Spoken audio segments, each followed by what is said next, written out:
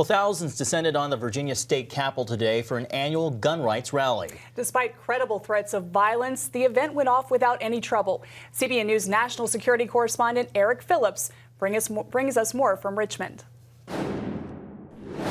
Gun rights activists who converged here at Capitol Square at the Virginia State Capitol are extremely serious about their right to bear arms. Many of them quoting that famous saying, "Give me liberty or give me death." And some even saying that if the government wants to take away their weapons, come and get them.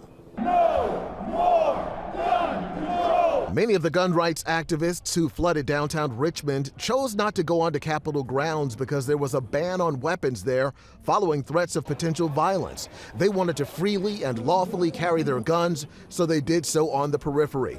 Those who took part in the rally inside Capitol Square had to go through metal detectors and strict security to make sure no guns made it in. Some say it was worth it, worth the sacrifice of temporarily surrendering their weapons to send a message while standing in front of the Virginia State House. Go north and don't poke the bear.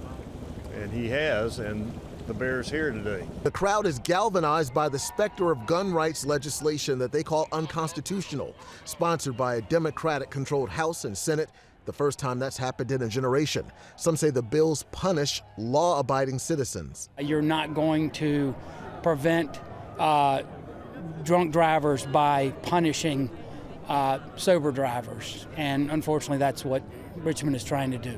Democrats say the legislation is about safety, not taking people's guns. USA! USA! Give me liberty or give me death. You know, safety is not my goal. I want to be free.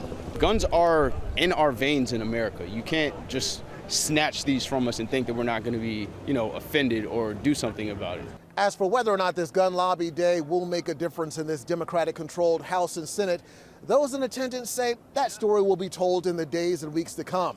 But one way they say they can change the narrative is in November at the ballot box. At the Virginia State Capitol, Eric Phillips, CBN News.